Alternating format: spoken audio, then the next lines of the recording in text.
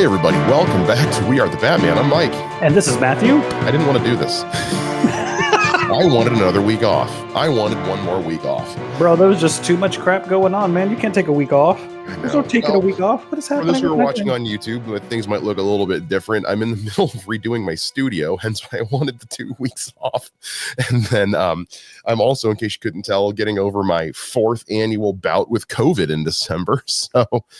And I don't know how my shirt works, so I don't know why I'm mirroring trying to make this happen. I'm wearing the shirt you got me. Oh, nice. Yeah, if you guys didn't see the Christmas unboxing video, Matt got me a shirt from Six Flags. It's cool. Yeah, we were going to take Merry Christmas. We were gonna take a full. We weren't gonna come back till after Creature Commandos was done because I wanted 2 weeks off to redo the studio, and it's the holidays. As we're recording this Friday, January 3rd, my birthday is tomorrow. And I'm also not feeling good, but like James Gunn and DC and Batman and Matt Reeves and Jason Momoa all decided, hey, Mike and Matt, you're done. You had enough time off. Come back. So we are coming back today to just round up all the news, everything we've missed. We've missed so many things. Before we get into all of that, thank you, by the way, once again, to everybody who has joined us from our Superman trailer reaction and review that we did. We really appreciate it. If you haven't already, please follow us along on all the social medias at WATB Pod on these 3 platforms. And if you want to follow Matt, you might notice we fixed his finally. If you guys are interested, you can follow Matt on all the social medias at the Hasso Man. We figured it out. I redid everything, and I mean everything, because I did this after I talked to you. I even changed my YouTube channel to the Hasso Man. So literally Twitter, Threads, Instagram. I don't know if I did that on Facebook, but I'm not going to. Who cares? It's fine. Don't bother me on Facebook. But you can also always, don't bother him on Facebook. But always subscribe to us if you get the chance. But we hope you guys had a wonderful New Year and Christmas and all. But there's so much DC stuff to talk about. I mean, where would we be if we didn't hit with the big man first? Let's talk about Batman, because there's a lot of Batman stuff getting thrown around over the last couple of weeks, Matt. I guess we should start with the obvious news, which is that the Batman Part 2 has been moved back to October of 2027, which, not for nothing, we posited that might be a possibility that would get delayed again a while ago. So yeah, I think there was one time we were discussing and Matt Reeves was saying the script wasn't done, and we got into that, like, James Gunn was very, very intentional about until a script is finished, nothing progresses. Yeah. Which is why you're getting Supergirl right after Superman as far as the films are going, because that guy had the script done and they're ready to move forward. And people have commented on that, because a lot of things have come out, and we're going to talk about all of that here. But a lot of things have been announced, Supergirl, Clayface, all that stuff. And somebody, and I don't have the screenshot, but a lot of people have posited to James Gunn on Threads and such, like, why are these things next? And he has said time and time again, they're the first ones that got me a script. Supergirl's next because the script was ready. Clayface is on the docket because the script was ready. Get me a script, you get on the schedule. That's the way it works. And look, I think there's one of these groups I was in. I think I sent you a screenshot of it where the guy was like, what was it? Let me look. While you Robert Pattinson is going to be the same age Ben Affleck was when he played Batman and Batman vs Superman, and I'm like, what does it matter what ages? Like, do you want them to force the film to come out? That's what was wrong with the previous regime, is they were just, hey, we have to make this movie and put it out there, and not, who knows if the script, I mean, obviously the scripts weren't, but I mean, really, but I think as much as it's like, there's 2 things I want to talk to about this. Like, number one, I think it's right. Yes. Get that script done.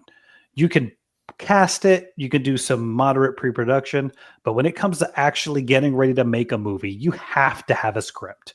Okay. And like, this also kind of goes to the previous regime of like, did you guys not know the Batman? Like, you were so gun shy, you didn't have a single plan for the next movie. This kind of brings you back to like with Man of Steel, where like that movie was successful and they were like, so what do we do now? Like, you guys, I'm not saying you have to have a script, but just a basis of something that's going forward. And I don't know if it's because they leaned so much into doing Penguin that he kind of left Batman 2 aside to do Penguin, talking about Matt Reeves, or if there was just no concept that it would be as successful as it was? I have no idea. But I think that's where you get into why planning out, okay, I know this is my first movie. This could be the next two. And then the movie's successful, even if you're cobbling together some kind of outline of like, this is what I'm going to do. And then when it's time to sit down, you can sit down and do it. Then you don't get delayed over and over and over again. Well, and I know like the writer's strike and COVID is a large part of that, but you're still alone in COVID. Yeah. So, well, the COVID was more of a problem for the first movie because the pandemic hit right in the middle of production. So that movie got delayed all to hell. But, and to your point, like, yeah, I've had a lot of time to sit on these feelings, obviously, in the week since this news came out. So like, where I'm sitting is kind of writing a trilogy is hard. Writing a movie is hard. Yes. Writing a trilogy is very hard because you have to be able to write a complete story that will take up essentially 6 hours. If each movie is 2 hours, each movie needs to tell a significant part of a whole story. But also the best trilogies are the ones where each movie can stand on its own. I've been using the example of The Empire Strikes Back a lot. Yeah. Empire Strikes Back is part 2 in a trilogy. It sets up Return of the Jedi. It picks us up where we left off from A New Hope, but it's also a perfectly good standalone movie. You can watch The Empire Strikes Back on its own and you're good. The Dark Knight was very similar. The Dark Knight is a fantastic standalone Batman movie, but it also serves as a sequel to Batman Begins. Obviously, there was some stuff going into part 3, but regardless. He is now working on, for the first time since Nolan, we have somebody who is working on Batman independent of a cinematic universe. Yeah. Ben Affleck was part of a cinematic universe. We're not doing that. This is them saying they're giving Matt Reeves the Chris Nolan treatment of just go make some good Batman stuff. That's all we care about. And so I think where he has landed with this is the reason the script's not done yet is I think he has probably reached that point of, hey, I've got a good part 2, but I need to figure out how this is going to set up for the rest of it as well. You know what I mean? So yeah. I'm in the mindset of like you, of like, if it's for the sake of the story, that's fine. I also, something else to think about too, and I had this conversation with somebody, which is, regardless of your thoughts on the movies themselves or the projects themselves, as Batman fans, we've kind of been spoiled over the last decade or so. We have had no shortage of Batman movies, TV shows, video games, comic books, you name it. There's been Batman content out the wazoo. As DC fans, I think it's time for us to wait our turn. I think Batman has had kind of like carte blanche with DC as being like the one guaranteed moneymaker, the one thing that even if it was passable, people were still gonna like it. Yeah. Fans of other DC characters haven't really had that. Plain and simple.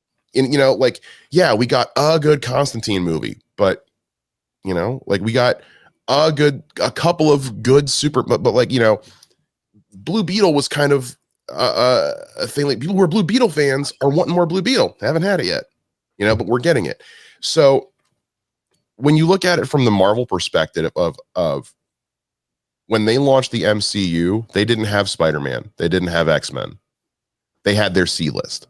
Yeah. And they knew that when it was time for Spider-Man to get introduced, he was going to dominate the conversation. And he has, for good reason, because it's Spider-Man and it's Tom Holland. Same with the X-Men. So they've been taking their time in folding Spider-Man into the MCU gradually so that he doesn't take away from literally everything else.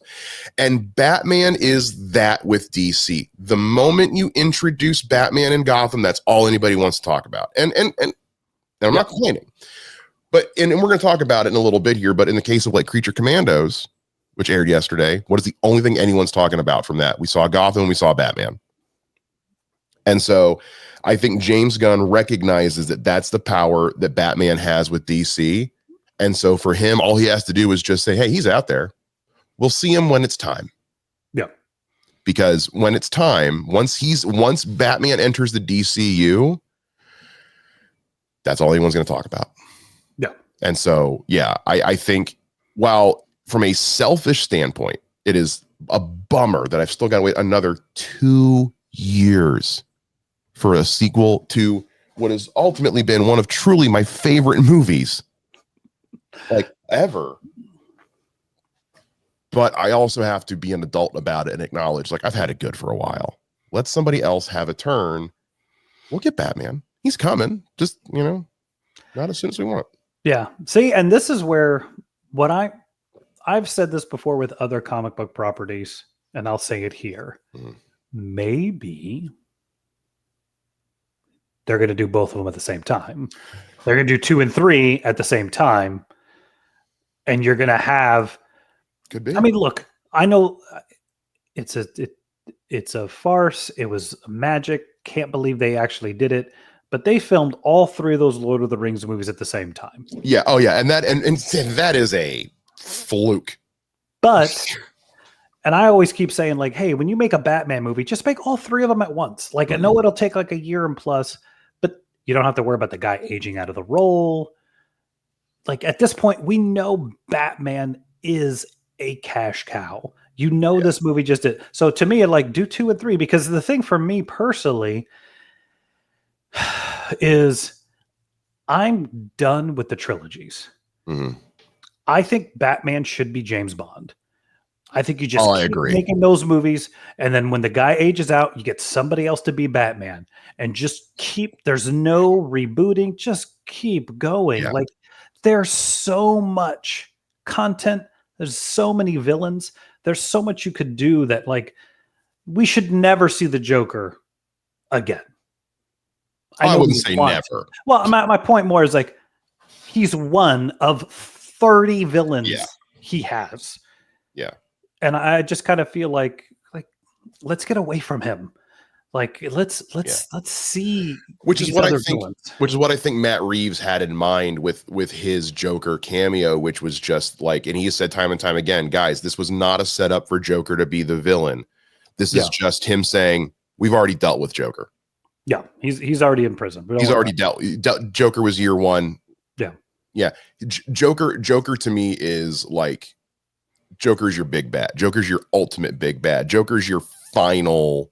Yeah. Like if you're going to do Batman in movies again, Joker needs to be like in The Dark Knight, the thing that pushes him to the limit. And you can't do that in the second movie, because then where's there to go? Yeah. So but I mean, all that to say, like, I'm not disappointed, because I'm also like, hey, I'd rather get a great movie. Mm-hmm. But it does kind of make me do that, like, there was no plan. Well, and again, I don't think there was so much no plan. I think it's one of those, like, I think in the event of building a cinematic universe, yes, you have a plan. Yes. And I think Matt Reeves has, ultimately, because he has hinted as much, he's got an overlying plan. Like, he's got the story beats. Yeah. He needs to fill in the details. And I think that's the part that he's in. It's one thing to have the story beats. Like, he knows where he wants to get to in the end. I'm convinced of that. I think right now he's just figuring out the how. And again, and when it's the second, again, in the second part of a trilogy, that's hard. Yeah. And he did spend a lot of time doing Penguin, and we know that he's got, and we also know he's got other plans. He's doing, he's working on a Catwoman thing. Like, we know that he is building out this world, and James Gunn's letting him play in his own little sandbox. But we also know Matt Reeves is doing other stuff with DC. He's working on the Batman Cape Crusader show. We know he's doing other stuff for the DCU and for James Gunn. So it's not like this is his only priority. And at the end of the day, James Gunn is just waiting for a script. Yeah. And that's it. It's not like I've seen some rumors online of people saying, oh, he's stalling Matt Reeves to make room for his own. That would be the dumbest financial decision in the face of history. There's no way Warner Brothers gives James Gunn the job if that's in his plan. Yeah. Plain and simple. No, and yeah, We've said what we need to say, man. Like, relax. Let's get into the DCU's Batman a little bit, because Andy Muschietti, who is the director of The Flash, who has already been listed as he will be directing Batman Brave and the Bold, because if there's anything that was truly standout from The Flash, it was everything to do with Batman. Andy Muschietti, in an interview with the California Secreta podcast, which was then later translated by Collider, he said that he's working on another movie right now. Batman is a project that's been postponed a bit, so there could be another film before it. Which then a couple days later, the James Gunn coming out and saying the movie itself has not been postponed. There's just no script yet. And so what I think happened here was, people need to remember, Andy Muschietti is not a native. He's not a native English speaker. He's from Argentina. So English is not his first language, and this was a interview given in his native language that was then retranslated. Yeah. So people taking the movie's been delayed and running with it is irresponsible at best. Yeah. The movie has not been delayed. There's just no script yet. Yeah. James Gunn has said, because I think James Gunn didn't even see the interview, because he was like, I don't know where this rumor got started that it got delayed, but it isn't delayed. It just hasn't started yet. Yeah. So that's where we're at with the Brave and the Bold. And, so it is, there's nothing to say about it, because it's not being, Andy, you know why you're not directing the Batman yet? The Batman movie? Because no one's brought you a script for it. Yeah. I don't know. That, if anything, I'm going to be 1,000% honest. I'm blaming the translation on this mishap. I am blaming whoever did the translating and the reporting on this, because I don't think Andy Muschietti misspoke. No, I think he was mistranslated on this. No, and I think that's the thing is, I don't want to keep harping on it, but like James Gunn has been, the script has to be done. There is no scheduled slate of DC films. No. These are what we're going to do, but they didn't, I'm not trying to knock Marvel, but they didn't go in front of everybody and go, here's our timeline for the next 4 years. No. And then you have to explain everyone that Mahershala Ali was coming as Blade in 2025, and then tease him at the end of the Eternals, only for him to never show up ever again. Yeah. So I think that's where I would prefer, unless you have 10 scripts already written, and then you're going to announce the 10 scripts. Because that's what the old guard did. Remember, the old guard at DC did that. They showed up and announced a Nightwing and a Batgirl and a this and a that and a 10 other projects. And then all of those went away except Batgirl, which then got canned because they decided they wanted the tax write-off. Well, and you also get the forced of some of the movies that, look, some of us like them, some of them don't. But, it's clear there was no plan. Mm-hmm. And then you're just like shoving in movies to make sure movies are happening. Why was there a Shazam movie? And why was there a Shazam 2? I'm not so much shocked there was a Shazam movie. I'm not even shocked there was a Shazam 2. I'm just wondering how those are the scripts that got okayed. And I like the first Shazam movie, but that's the second one. Yeah. But yeah, so there's nothing to worry about as far as the DCU Batman. In fact, we just got a little tease of him as we're moving forward in this week's episode of Creature Commandos. If you guys are wondering why we haven't been covering it week to week, guys, again, we weren't planning on being back yet. We are going to do a full season review next week when the 2-part finale drops. So make sure you guys are subscribed to stay up in time for that. That'll be next week's podcast episode. But James Gunn talked recently about how Batman, the DCU's Batman, showed up in Creature Commandos and Dr. Phosphorus's backstory. Matt, what'd you think? How'd you feel about getting our first little tease of DCU Gotham and Batman? I thought it was cool. Like the moment Rupert Thorne showed up, I mean, the thing I told you is like, had I not already been 2 hours after the episode released, somebody shoved a screenshot of Batman up. I know. Every news outlet was slapping that screenshot up 5 minutes after the episode aired all over the internet. Yeah. I knew it going into it. And I got up first thing in the morning and watched it. But I kind of figured the moment you're in Gotham, Batman or Nightwing is going to be there. You're gonna see a silhouette or something. Yeah. So that was my only thing. But yeah, I thought it was cool. We know he's coming. He's going to be there. Yeah. I mean, correct me if I'm wrong. He doesn't talk. We just see him sitting up there. It's just a silhouette. James Gunn actually said in the interview he did with Rotten Tomatoes, he said when they brought him the first cut of the episode, there was actually a lot more of him, and he cut it out because he said he's not ready to commit to it yet. He's like, silhouette. We don't want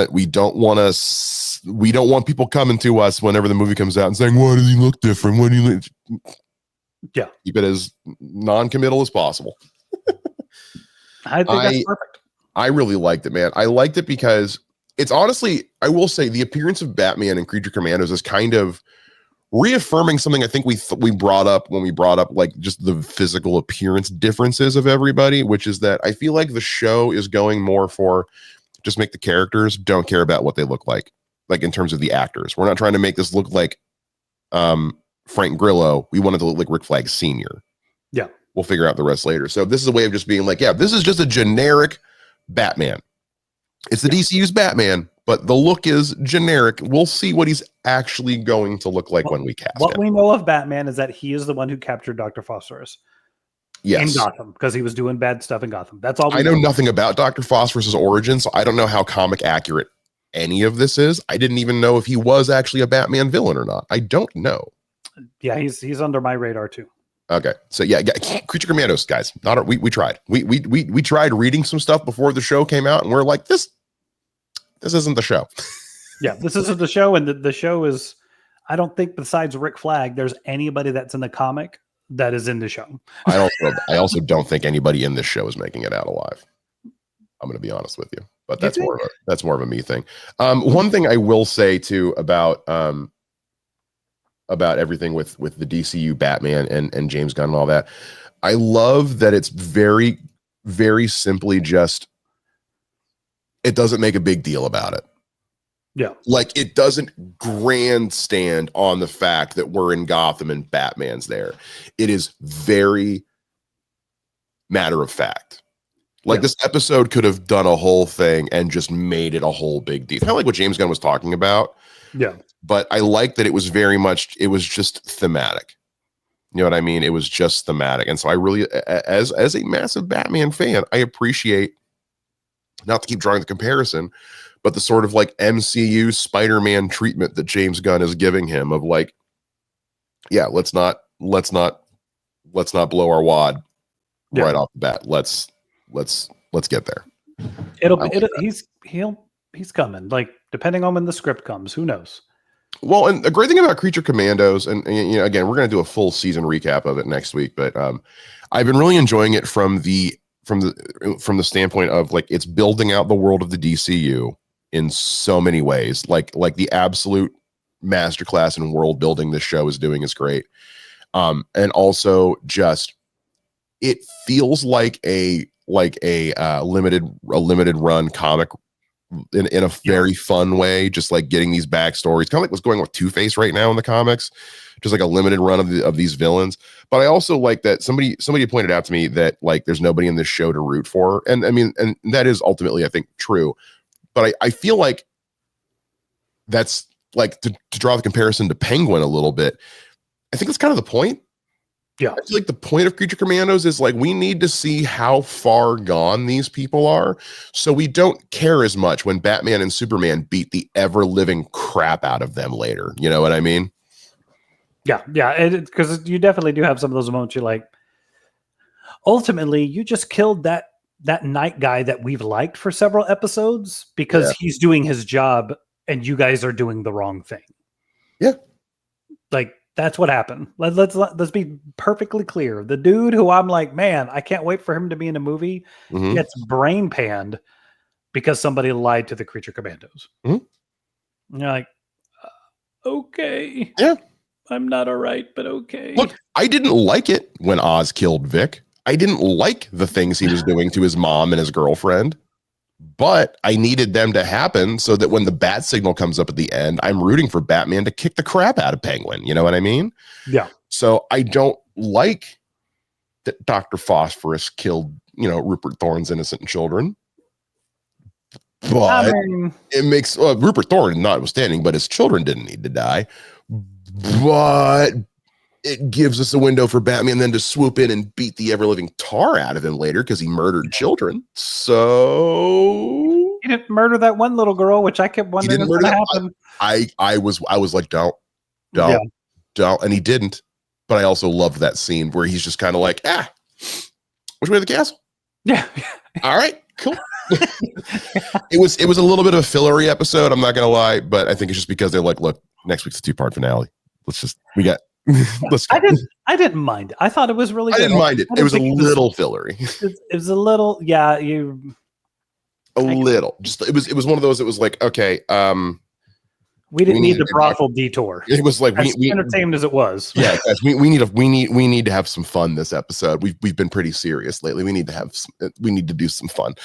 But yeah, it was really good. I'm looking forward to the finale next week. Definitely. And while we're in the world of the DCU, before we get to the big news, make sure you guys subscribe. And make sure you follow us on all the social medias. All right, Lobo is cast in the DCU. It is Jason Momoa. Yeah. And what did I say in other news? Water is wet. Water is wet. Yeah. He should have been Lobo from the start. Should have been Lobo from jump. I don't know why. Like, we should have had a Man of Steel 2, and the villain should have either been Brainiac or Lobo, and it should have been Jason Momoa. It doesn't matter. We're getting it now, and I don't care. I'm happy. I'm so happy. This is me finding out that, I don't know, Ace the Bat Hound is going to be in the next Batman movie. I don't know. Who cares? Now, here's my question to you. Okay. Way back before Aquaman came out, the first one or the second one? The second one, sorry. Jason Momoa had a meeting at DC, and all he did was do like a video, and he was like, yes, woo! And we all assumed that meant he was going to keep being Aquaman. I think he found out then he was going to be Lobo. I think revealed it now. I think that conversation was basically just, hey, we're going to see how this does. Because the first Aquaman made $1 billion. Yes. Plain and simple. That's the reason it got a sequel. It made $1 billion. Of the 4 movies that came out in 2023 from DC, the Aquaman one was the only one in my mind that made sense, because on paper, the first one did so well. Exactly. That was the movie that made all the sense in the world. And then things happened. Yeah, then things happened, and every single things happened, and then people happened, and then So I think you're right. I think that meeting he had with DC was basically just like, look, we're putting out Aquaman 2. We're gonna see how it does. You love Lobo, we love Lobo. James Gunn's coming on. Do you want to be Lobo? It's like, so we don't want to let you go, buddy. Like, Jason Momoa, and hearing all the things, all these clips have resurfaced in the time since he was announced of him talking about how much he loves Lobo and how Lobo's like what got him into being a nerd and all that. And it's like, it makes too much sense not to do it. It's just, it makes too much sense. You know what I mean? It's Rachel Brosnahan as Lois Lane. It's like, yeah. And I think like it's never a bad idea to hire talent. And even though I don't think Jason Momoa is the greatest actor, I think he has a huge following. He's got tons of charisma. Everything I've seen him in, he's always been good. Yeah. I think he's a talented actor who hasn't gotten the opportunity to show what he can do fully. Yeah. Because he blows up on Stargate Atlantis and Game of Thrones are the 2 things that he's really well known for. And on both of those things, he is so good. His character on, I know you haven't watched it, but his character on Game of Thrones is like, there's a reason that's what made him a star, really and truly. And I don't know if you've seen the first Denis Villeneuve Dune, the first Dune remake? Yes. He's very good in Dune. Yes. He's not in it a lot, but he's very good in Dune. But the other problem is a lot of the stuff he's done has been stuff like Fast and the Furious. And like, even though Aquaman 2 wasn't a good movie, he was clearly having fun and doing the best he could with what he was given. So like, I really, and I still have like once a week, I think back to the first Aquaman premiere when it was him and like all doing like the hakas and stuff on the red carpet, and how much they were just like, how much he really made Aquaman special for himself, even though it wasn't like his favorite character, he was like, I'm gonna give everything. So I have no doubt in my mind that, like, regardless of how good or bad Supergirl Woman of Tomorrow is, I have no doubt that Jason Momoa as Lobo is going to be the stuff of dreams, you know? Oh yeah. I mean, like, there's this movie, I can't remember. I think it's called Sweet Girl, Pretty Girl. What the heck is that stupid movie called? Is he in it? Yes. And it's, Looking it up. he was really good in it. Like, he really was good in that movie. It was a little more of an action-y kind of thing. Sweet Girl. Sweet Girl. Yeah. Oh, with him and Isabella Merced. Yes. Yes, I do remember. Yeah. That and Slumberland. Both of those movies were very good. Better than they should have been, and he was great in both of them. Now, the twist in Sweet Girl was kind of cheesy, but sure, why not? Did you watch it, Sweet Girl? I'm starting to think I didn't. I remember seeing I don't think I ever actually watched it, but I remember seeing the trailers for it. Because I like Isabella Merced, who, by the way, is going to be Hawk Girl in Superman. And was Anya Corazon and Madam Web. But the less we talk about that, the better. But no, I did not see Sweet Girl, but I remember hearing about it. I didn't see it. Yeah, but he's always fun. He's always good, and I think, like, yeah, it's a no-brainer to cast him as Lobo. It is, and especially because they're putting him up against, you know, and he's in there with Millie Alcock, who's playing Supergirl, who, again, another Game of Thrones alumni, crushed it in season 1 of House of the Dragon for the first half that she was in, and, you know, she's shown up a few more times in flashbacks in season 2. So, like, I don't know, man. The more casting and information, you know, I know, like, the Batman news is disappointing, but like, everything the DCU is doing, though, so far has been giving me nothing but, like, I said this when we saw the Superman trailer, like, it's giving me optimism for the first time that I haven't had for a while. Like, I've been like hopeful, but, like, I'm optimistic for the first time, and I'm really enjoying it, man. Dude, we haven't seen Superman Legacy yet. Superman. It's just Superman. Stop calling it Superman Legacy. They change it? Okay. They changed it forever ago. Anyway, I know. The show. Hey, I just want to make sure we're separating. But my point is that, like, if Creature Commandos is any indication of what we have in store for us, we've got some great writing, got some great performances. Dude, I never knew I needed David Harbour as Eric Frankenstein, and he's so good as that character. I can't believe how much I'm enjoying him.